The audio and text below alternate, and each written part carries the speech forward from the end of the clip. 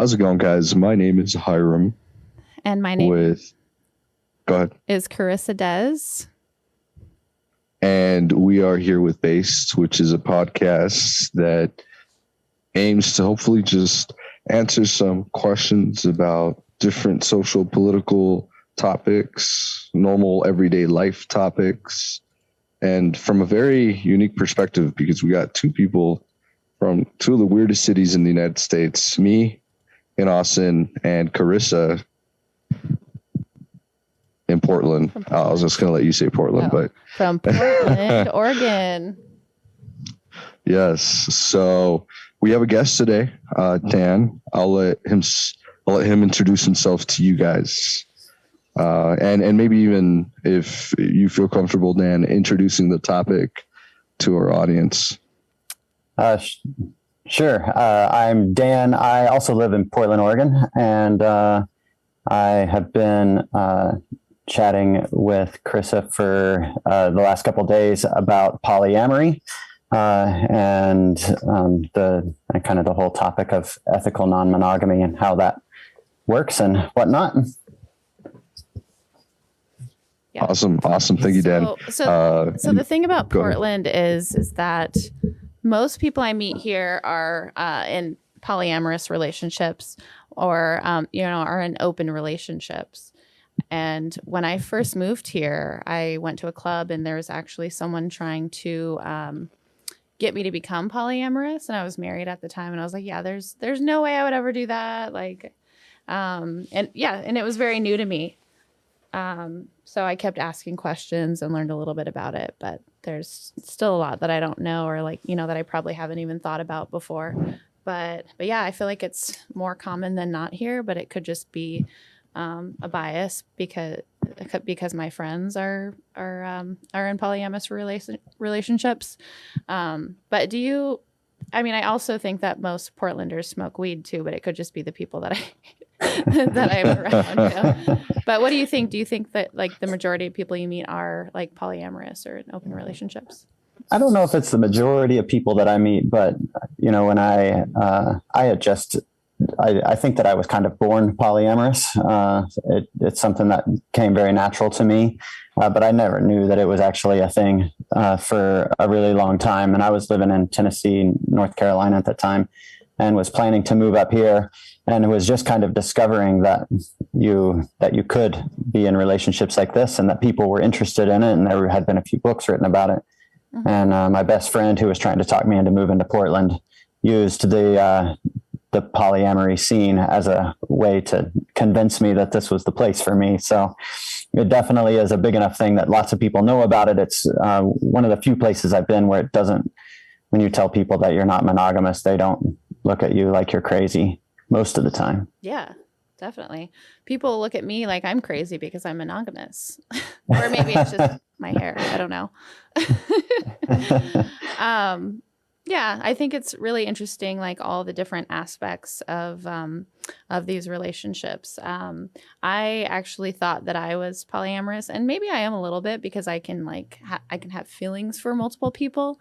But when it comes to the actual relationship, I don't think that I could do it. And one of the biggest factors is jealousy, and another is just, maybe I'll evolve and get past that. But also, just having multiple sex partners, I feel like can be unsafe. But I know that there are ways, if you're communicating, to do it right.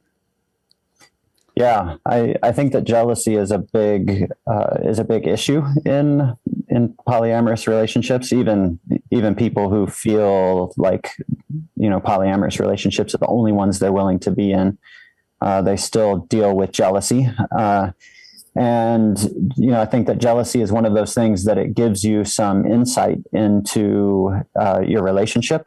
I find that jealousy is usually a fear-based thing, and it gives you an opportunity to communicate, what's happening, why you're feeling afraid, what it is that you're needing from your partner to help you kind of overcome that jealousy and keep building trust, and to make sure that the relationships that you're in feel safe to you.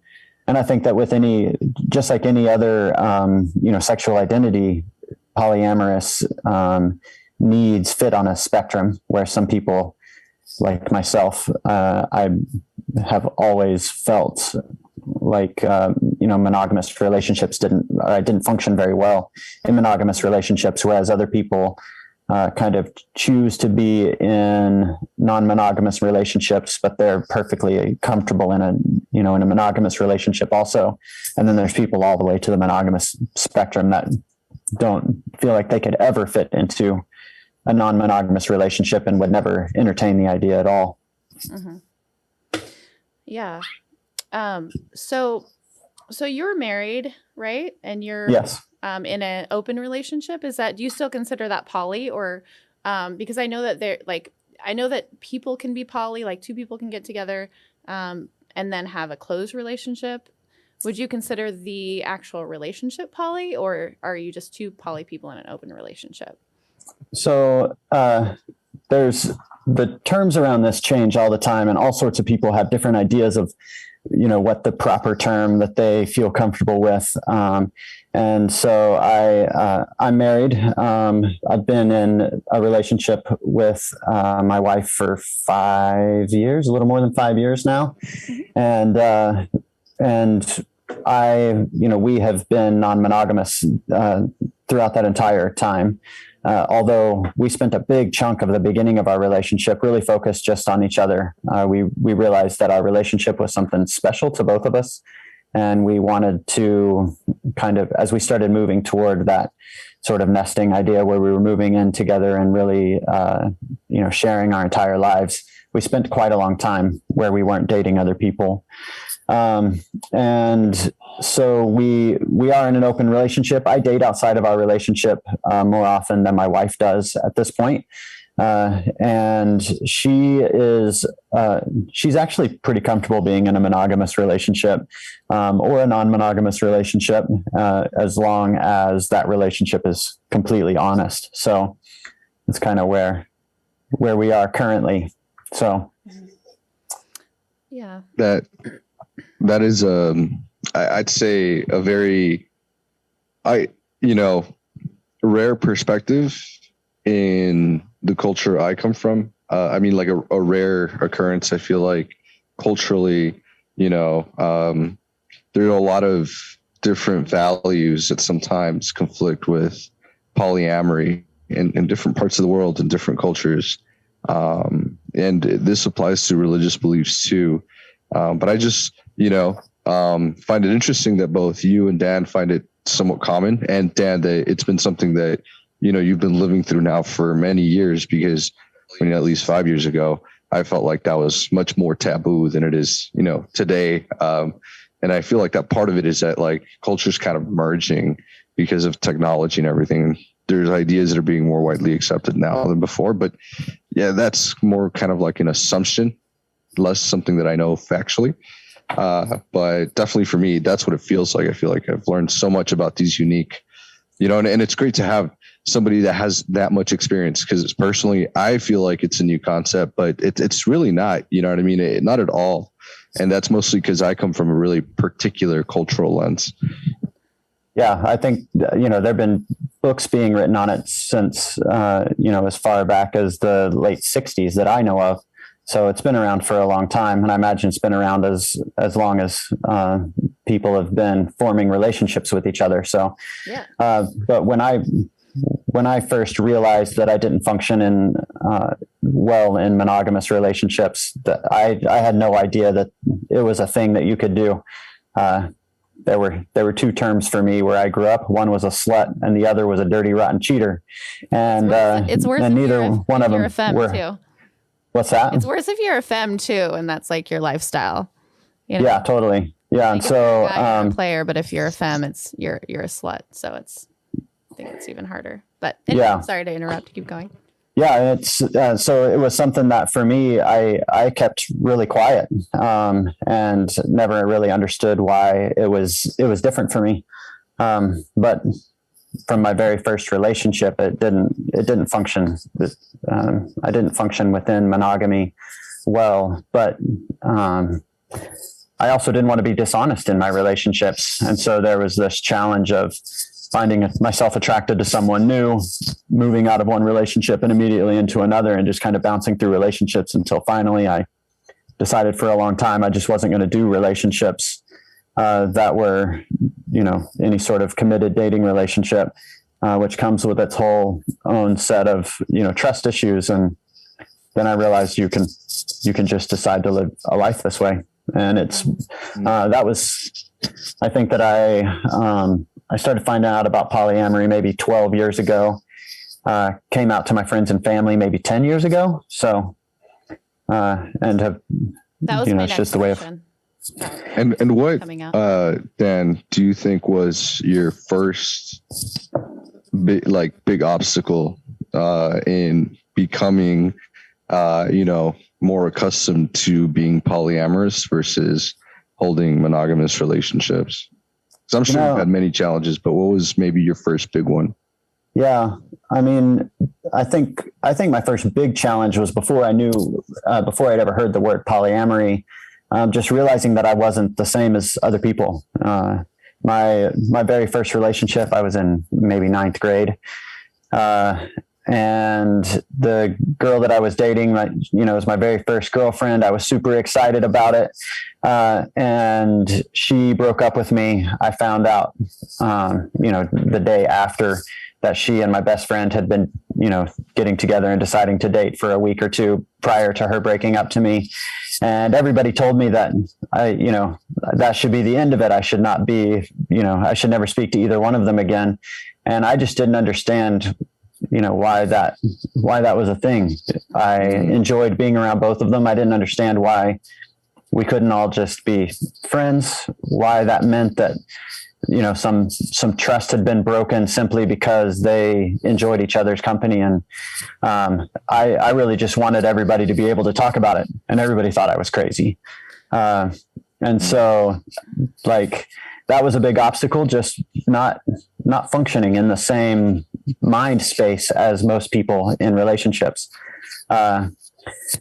When I really started coming out as being polyamorous, I kind of thought, and I think a lot of people do, that it would open the field of people that I had to date. And I found that was not the case, that it actually narrowed the field of people that were available for me to date, especially when meeting people in real life. And without knowing where all the poly people hang out, it's hard to meet poly people. So, so yeah, that can be a change. That was a challenge in the very beginning. Yeah. Well, okay. So I have a question. In my understanding, poly was that you can love multiple people, you can have multiple partners, but some people believe that it's not a poly relationship if you don't have good communication, where you're not betraying each other and going behind each other's back to to have these other relationships.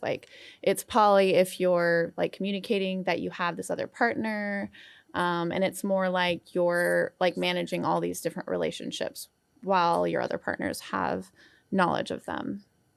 Is that true to you, or? Yeah, I think different people. What was that last part? I didn't hear it. I think it depends on the person. I think that's. Yeah, I think it depends a lot just on the individual relationship dynamics. I have a sort of a partner, if you could call it that, a friend that we are very close, and her main partner. The only thing that they really do is just say, hey, this is a person I'm hanging out with. There's a chance we're going to have sex. So, and that's as much talking as they really do about it. And that works for them. Other people have, a lot more, they spend a lot more time talking about who they are dating. And, I have another friend who is in a relationship with a married man. His wife is monogamous, and she dates him and spends a lot of time with both of them. But they in order for her to start dating someone outside of that relationship, they have all kinds of conversations, like, 5, 6 long conversations before they ever even meet this person. And so, what was that? That sounds like a lot of work. Yeah, and it can be a lot of work, and so it just depends on what you need in that relationship. But communication is definitely very important. I think I would say that that's not just a thing for poly relationships, but for all relationships. In order to have a strong, healthy relationship, communication is vital. In poly relationships, it really forces the matter. You just can't get around, the communication. Yeah. My dream poly, like if I were to be poly, would be that I would have like 3 boyfriends and we just wouldn't like talk about what we were doing. I don't think that would actually work, as an adult, like. Yeah. It does work for some people. I've met people who their thing is sort of a tacit approval for cheating. They have a don't ask, don't tell sort of relationship. But that's kind of skirts the lines of being ethical because you just don't. Unethical. And those relationships don't work super well usually. Mm-hmm. So, yeah. And I think, when it comes to like polyamory, one very big challenge is, understanding the way that the dynamics of your relationship function, right? Because like you said, I think so long as there's communication within the relationship, you can easily overcome what I think many folks sometimes mistakenly believe, and that's like that if you love somebody else, you're trading that love for this other person. I think that every person has almost an unlimited capacity to, give love to others, maybe limited by time, right? But when it comes to the actual ability to love and to give, there's no trade-off, right? You don't love somebody less to love somebody more, or the other way around. But that seems to be a very like innate like challenge to like, try to accept that as like maybe reality for the relationship you're in. And I think part of being able to accept that, like you said, is communication. I don't know too much about polyamory, but that's kind of how I deal with my jealousy, right? If I'm ever jealous in a relationship and I haven't been in a polyamory one, I just think that I remind myself that there's no trade-off, in that kind of situation. Jealousy is kind of really rooted in insecurity and mostly in a fear that you're going to lose what you have. But in a lot of cases, you're not losing what you have, and it's kind of, it's difficult, but I've spent a lot of time thinking about how I would overcome some of these challenges you talk about and what kind of communication I think would be most effective in my relationship. Yeah, I think that, I think that jealousy is almost always based in fear.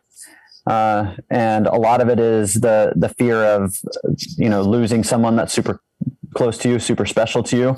And it's scary when you see your partner meet somebody new and they're in the throes of that new relationship energy, they call it NRE. Yeah, and they're like so excited to be with somebody brand new. They're falling in love and you're watching that happen. It's easy to think, well, wait a minute, what if they start to love that person more than me? What if they want to start living with this other person and they don't want to live with me anymore?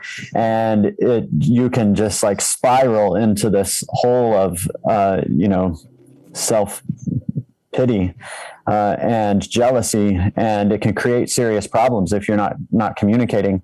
Although some people feel the opposite of that, which is called compersion. Compersion is like a feeling of joy in place of jealousy. So when you see your partner falling in love, you feel this excitement about it. Luckily for me, I tend to feel compersion much more powerfully than I feel jealousy.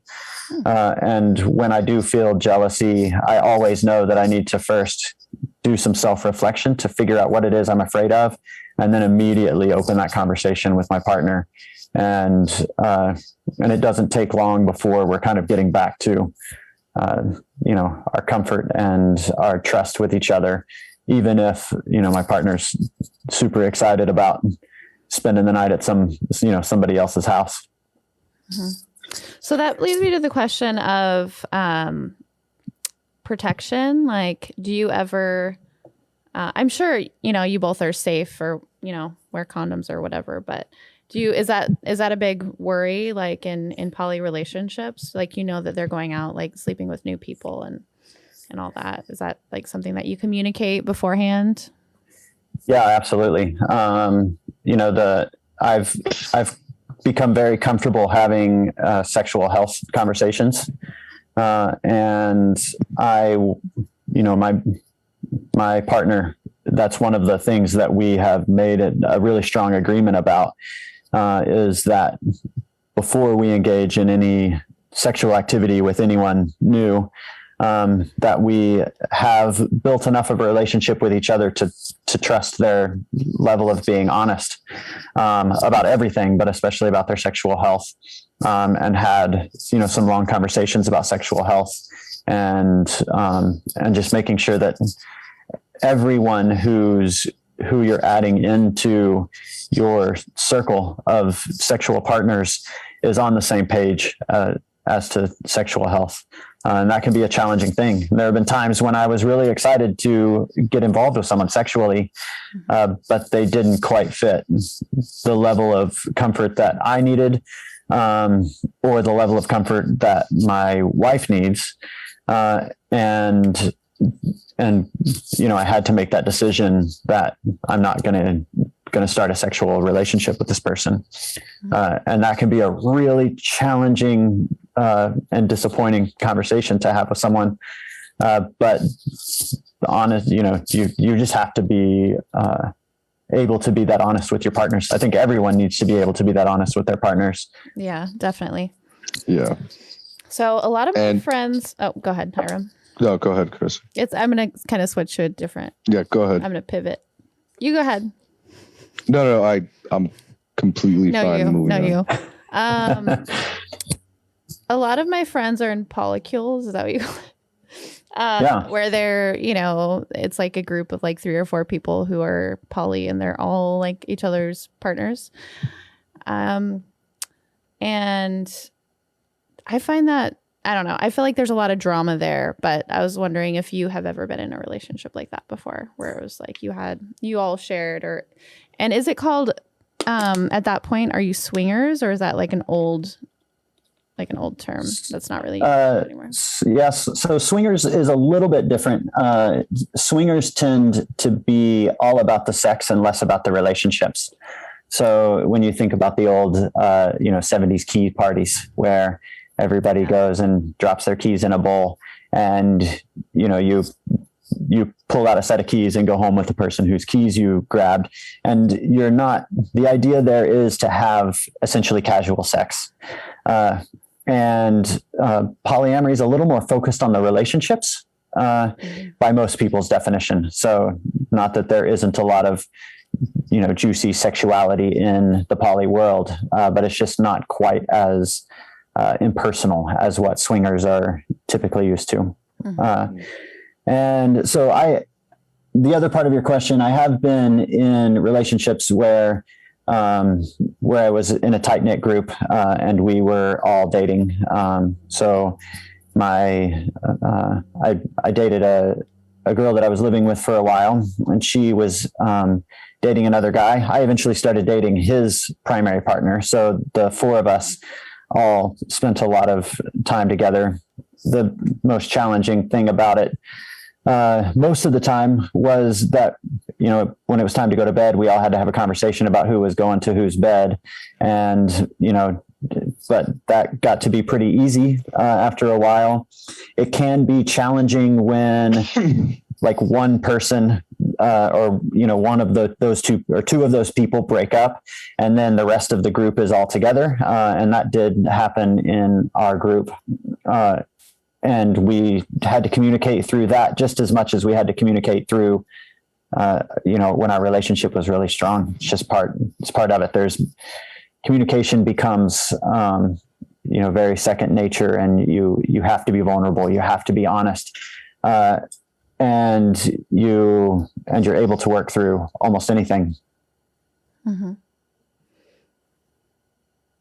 I have seen people who handle those relationships with massive amounts of drama, though. I think that there are some people who kind of thrive on the drama in some ways. I would just be like a little drama bee if I was in a polycule. I'd be like, that's my bitch. Like, go ahead, Hiram. Yeah.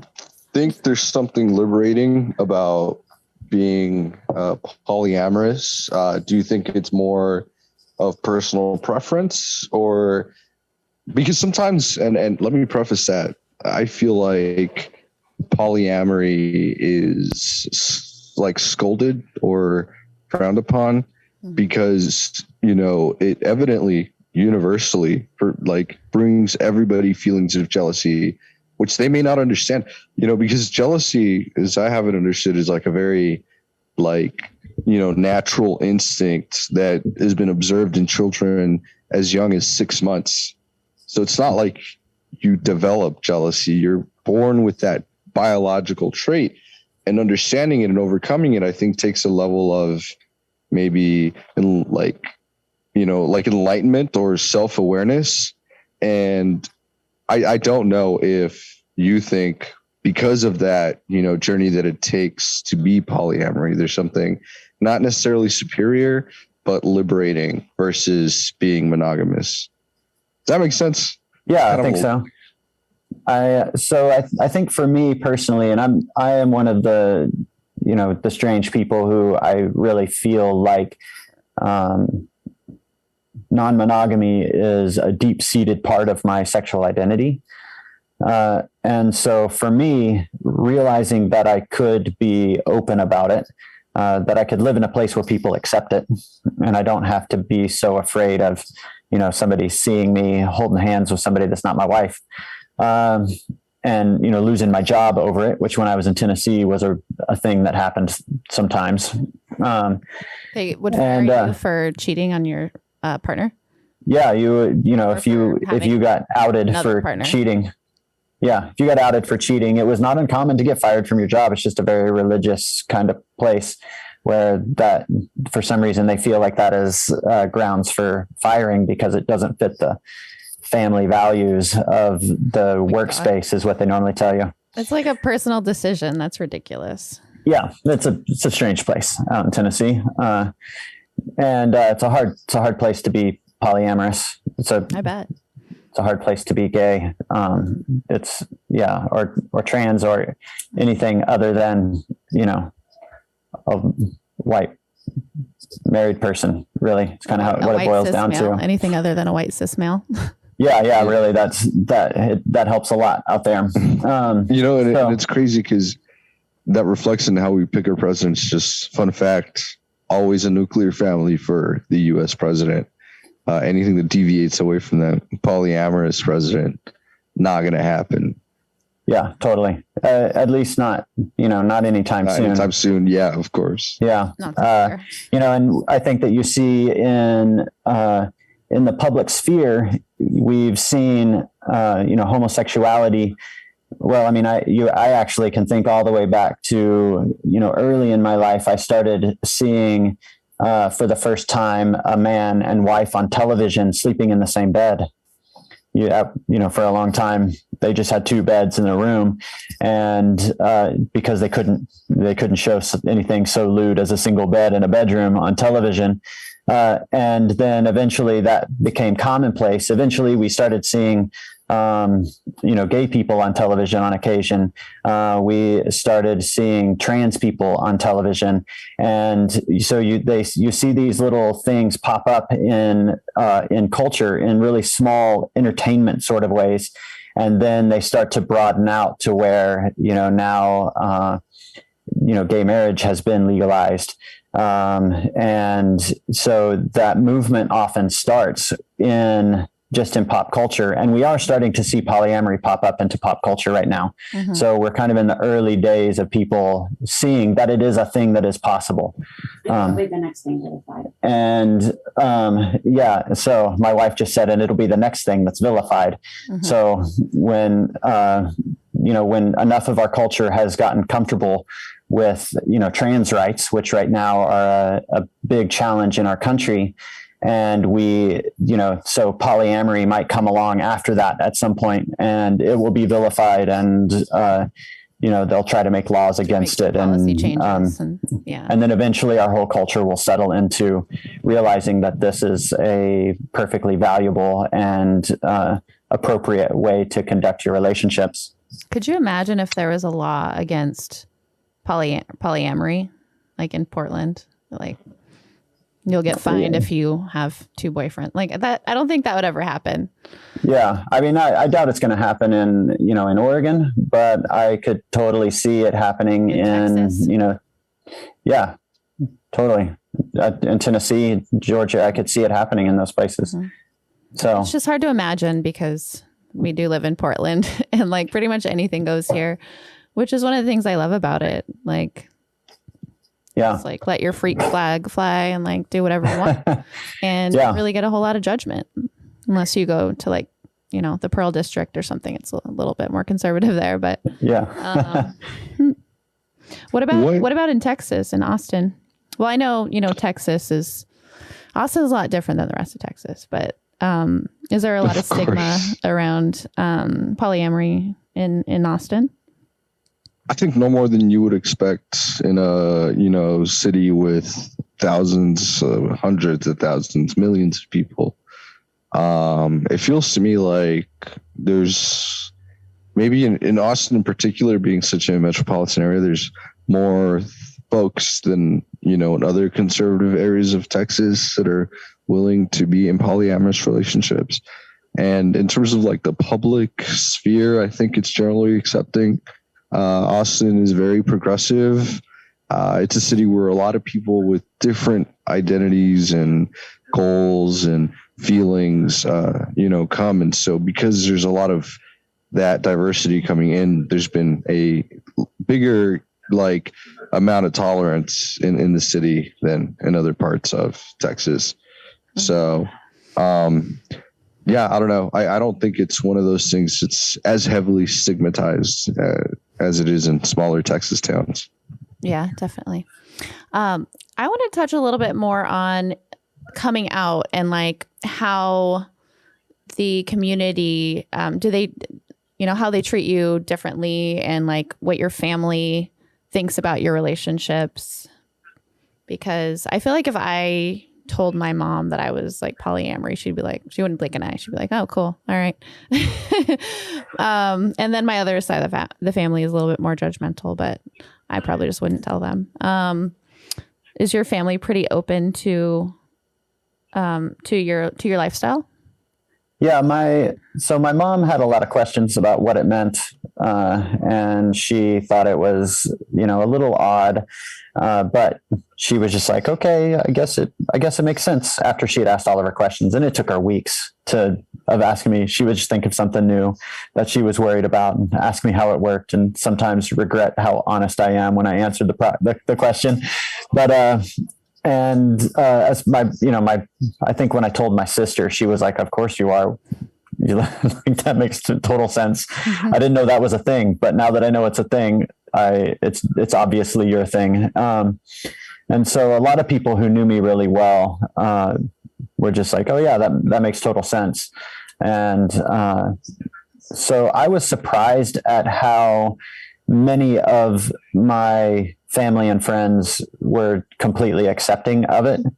But I also was surprised that there were a handful of people who were just like, that's a little too deviant for me, and stepped out of my life. And which seems like a weird thing to, walk away from a friendship over. But I had a few friends, female friends especially, who felt like me telling them that I was polyamorous meant that my only goal was to sleep with everyone. And they were just like, yeah, I don't want you coming on to me all the time. So I don't want to be around you anymore. It's kind of like when you come out as like bi, your girlfriends are like, whoa, are you hitting on me? Yeah, I totally. Yeah, totally. Absolutely. So, folks, we're, I think, hitting the 45-minute mark. in just we have as much time as we need on Zoom, but we did want to stop at around 9. So we have like 5, maybe 10 minutes. Yeah. And on that note, I wanted to ask, I think it's really important for folks that are interested in maybe starting a journey as a polyamorous individual. What are some of the, tips and tricks that as a veteran you have for folks who are just exploring the side of themselves? Yeah, I would say, starting with some reading is a really good idea. I think that there's, the 2 books that I read early on in my journey. One was called The Ethical Slut. Which is written by, I actually have it up over here, Janet Hardy, I think. And there was another author on it too. And then More Than Two is a really, really good book written by Franklin Vo and Eve Rickert. And just like reading a little bit and understanding what sorts of relationships are out there, what it's really all about, it kind of helps to dispel the excitement of, I'm going to be poly so I can have threesomes all the time, and that's all you really care about, and kind of helps you to understand what it really means, what kind of communication is necessary, the sort of pitfalls that you can fall into. For example, a lot of couples, especially when they decide to open their relationship for the first time, decide to make all these rules for each other, and that almost always include rules like, okay, we can sleep with people, but we can't fall in love. And you can't tell yourself not to fall in love. Just happens. And you never know where a relationship is going to end when it first starts. And you just kind of have to allow yourself to be open and honest with each other enough to let your relationships play themselves out. And without putting a bunch of rules on each other. And that tends to cause relationships to implode. Mm-hmm. Yeah, that kind of reminds me of I wasn't sure if I was going to talk about this. I told Hiram, but I decided that I wanted to try the poly lifestyle. So I was like in an open relationship with somebody, and then I fell in love immediately. So I was like, this is probably, and then I was like jealous, and it's like, okay, this isn't for me. But I'm definitely like, I'm not non-judgmental toward people who are in poly relationships. I think it's really, it comes down to what you're comfortable with, what your partners are comfortable with, like you said. And I think different relationships, you should allow them to like transform into what they're going to become, and not force these certain types of relationships on other people and yourself. Yeah, there's an incredibly deep level of consent that you have to be comfortable with. And unfortunately, there's a lot of people in our culture who are, not that comfortable with consent at all. Or they're comfortable with, consent to, like checking in with their partner, but having this level of consent where your partner's telling you they want to sleep with someone else and they're checking in to see what your feelings around it are, is this whole new consent conversation that most people are not comfortable enough to have right off the bat. It takes some work and some time and some patience and some rocky times sometimes to deal with that, especially if you're in a partnership and opening it up for the first time, as opposed to kind of being on your own and deciding that you're just going to date multiple people and kind of starting off your poly world in, while you're single. Do you, Dan, that's some really great advice, and I really, appreciate your insight. It really resonates with me, and it aligns a lot with, the information I've read. You mentioned compersion. There's a really great NPR podcast about it, actually, that came out like a month or two ago. I think you just look it up online on Google, but that level of trust, that level of consent. I mean, some of the things that I think, pop culture makes you want to believe is that like polyamory leads to, unethical relationship having. And that's not true. Successful polyamory is just as healthy as successful monogamy. A lot of the themes are the same: trust, communication, consent, all of that. It's just basic human rights. It's not even like a, basic human needs. It's not even like a, like a polyamory monogamous thing. I think everyone everywhere always wants good communication, fairness, love, and to be treated as a human. So absolutely. Yeah. And those are the things that make every relationship great. When I look at my grandparents were married for, 50 something years before my grandmother died. And the thing that made their relationship great was when anything that came up that was a challenge, they would sit down and talk it out. They didn't always see eye to eye. They didn't always get along. I'm not sure they always even liked each other, but they were able to communicate through everything. And because their communication was so strong, they kind of remained a really good team throughout their whole lives. And all relationships thrive on solid, healthy communication and honesty. Definitely. Yeah. No, thank you so much. And Carissa, I think we're about just at 5 minutes at 9:00. Dan, we did it. We didn't go over this time. Usually we end up going for like 2 hours. So we didn't this time. But Dan, if you have any last things you'd like to talk about, anything important that was left out, I think this is a really good, time for us to segue into anything me and Carissa might have missed because we just don't have the experience you do. Or any last words, essentially. I don't know. I don't know what else I have. I think that if you're interested in open relationships and non-monogamous relationships, I think that it is worth having that conversation, whether it's with your partner or just doing some reading to decide if this is a lifestyle that's for you, and don't shy away from it simply because it seems scary and our culture tells us that all relationships should be one man and one woman. That's we know that that's bogus. And it's not just bogus because of the gender roles, but also because of the numbers. All relationships can be healthy if you make them healthy relationships. Mm-hmm.